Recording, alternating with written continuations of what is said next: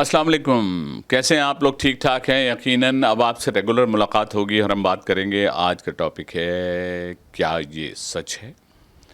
ये वो वाली बात है कि जब हम कभी कभी कोर्ट में जाएं तो हमें कहना होता है जो कुछ कहूँगा सच कहूँगा और सच के सिवा कुछ नहीं कहूँगा। उसके बाद हम कितना सच बोलते हैं इसका तो आपको पता ही है। वैसे तो बहुत से लोगों के प्रोफेशन ऐसे हैं जिनमें हमें अंदाज़ा है कि ये लोग कितना सच बोलते हैं, कितने झूठे या सच्चे वादे करते हैं और क्या उन पर वो अमल भी करते हैं। ये सिलसिला इतना बढ़ता जा रहा है कि हम किसी सच्चे को भी ये समझते हैं कि शायद ये हमसे झूठ बोल रहा है। क्या ऐसा होता है कि हमारे माशरे में हम ऐसे लोगों से मिलते हैं जो हमसे झूठे वादे करते हैं, या कोई काम जो वो कमिट करते हैं तो क्या उसको पूरा करते हैं? क्या हम कहीं जॉब पे जाते हैं तो क्या हमें वो फैसिलिटीज़ मिलती हैं जिसका हमसे पहले ज़िक्र होता है? क्या हम स्कूल में जाते हैं तो क्या हमें ये एहसास होता है कि जिस स्कूल में हम जा रहे हैं उनके बारे में हमने जो सुना है क्या वो सच है? क्या ऑनलाइन जो तालीम दी जा रही है उस तालीम से बच्चों पर जो असरात हो रहे हैं तो क्या उनकी आँखों में कोई ऐसे मसाइल हो रहे हैं या उनको कोई ऐसी तकलीफ़ हो रही है? तो आज हम सिर्फ कुछ ऐसे मुहावरों की बात करते हैं। जैसे कि कहा जाता है कि मर्द जो है वो भूल जाता है। सुना है कि मर्द जो भूल जाता है वो भूल जाता है लेकिन माफ़ नहीं करता। औरत अगर माफ़ कर देती है तो कर देती है लेकिन भूलती नहीं। तो क्या ऐसा सच है? क्या आपके तजर्बे में ऐसी बात आती है? क्योंकि फैमिली लाइफ में ऐसा होता है। लेकिन मैंने सेक्रीफाइस का लफ्ज़ चूँकि ख़वातीन के लिए किया है, औरतें ज़्यादा सेक्रीफाइस करती हैं, फिर भी मर्दों को भी थोड़ा ख्याल रखना चाहिए। अल्लाह उन्हें आजमाइश में डालता है जिससे वो बेपनाह मोहब्बत करता है, और ये फैक्ट है। कोई इम्तहान अगर जब आप किसी एग्ज़ाम में पास हो जाते हैं तो आपको उसकी जो खुशी होती है उसका तो कोई ठिकाना नहीं होता। इसी तरह अगर अल्लाह आपको किसी आजमाइश में डालता है उसके बाद आप देखते हैं कि आपको बहुत कुछ मिल गया। आदमी को जब अल्लाह पाक से कुछ लेना होता है तो वो लाखों करोड़ों की चाहत रखता है। ऐसा होता है हमें ये दे दे वो दे दे सब कुछ है। लेकिन जब अल्लाह की राह में देना होता है तो जेब से सिक्के तलाश कर रहा होता है।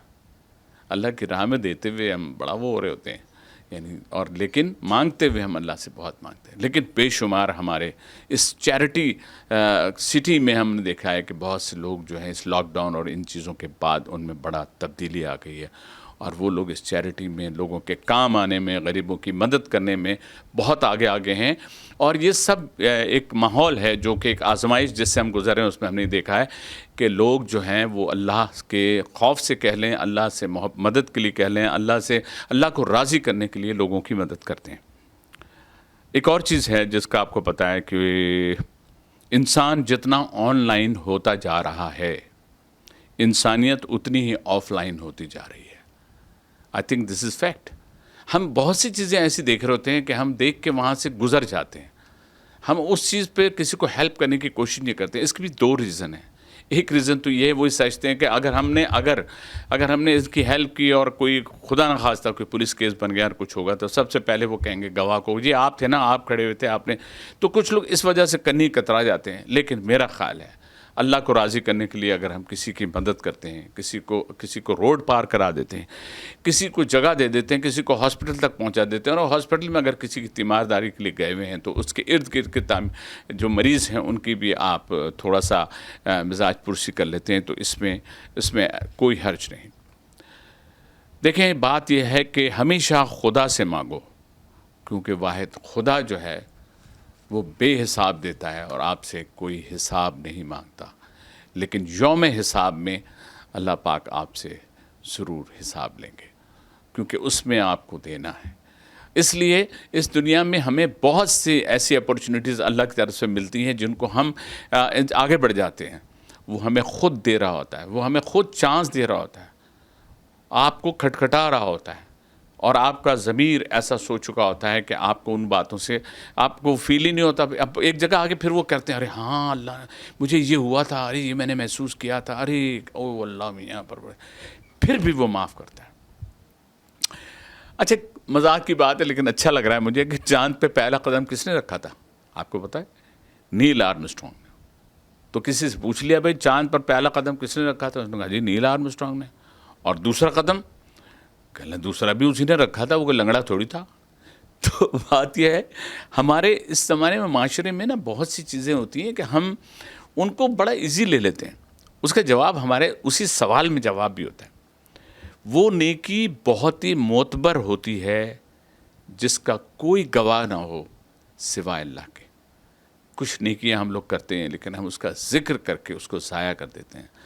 کچھ اگر ہم کسی کے کام آتے ہیں تو اس کو ہم ریفرنس کوٹ کر دیتے ہیں. سفید پوشی ایک ایسی چیز ہے جس میں اگر کوئی شخص آپ سے مانگ نہیں سکتا اور آپ بند مٹھی اس کی مدد کر دیتے ہیں تو آپ سمجھ لیں اللہ نے آپ کو اس قابل سمجھا اور اللہ نے آپ کو اس کا ذریعہ بنایا. منفی سوچ یعنی نیگیٹو تھنکنگ جو ہوتی ہے اس کی مثال اس چشمے کی سی ہے، اس اینک کی سی ہے کہ منفی سوچ غلط نمبر کی وہ اینک ہوتی ہے جس میں ہر منظر دھندلا، ہر راستہ ٹیڑھا اور ہر چہرہ بگڑا ہوا دکھائی دیتا ہے. ایم آئی رائٹ؟ میرے خیال میں صحیح کہہ رہا ہوں. اگر کبھی وائی فائی آف ہو جاتا ہے اور لائٹ گئی ہوئی ہوتی ہے تو آپ کتنے ٹینشن میں آتے.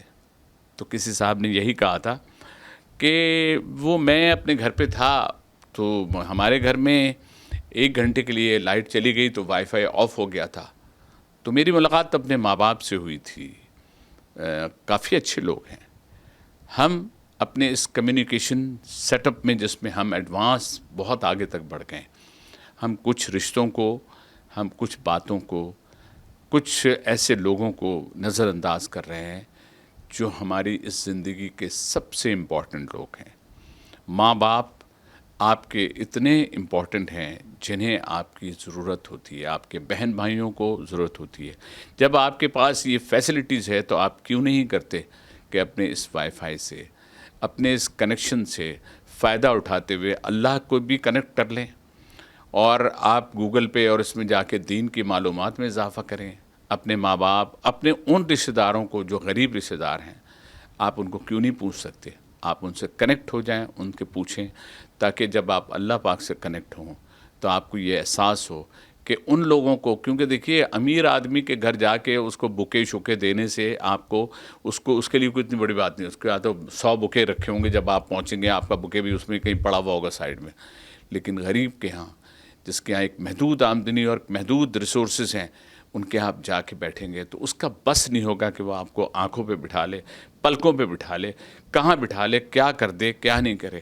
اس خوشی کا آپ اندازہ نہیں لگا سکتے. ایسی خوشیوں کو ڈھونڈیے، ان سے ایسی خوشیاں بانٹنے کی کوشش کیجیے، کیونکہ یہی ہماری زندگی ہے اور یہی ہمارے جینے کا مقصد ہے. اور ہمارا دین اور ہماری سنت رسول جتنی ہیں وہ سب ہمیں یہی سکھاتی ہے کہ ہماری زندگی کا مقصد کیا ہے اور ہم کو اپنی زندگی کیسے گزارنی چاہیے.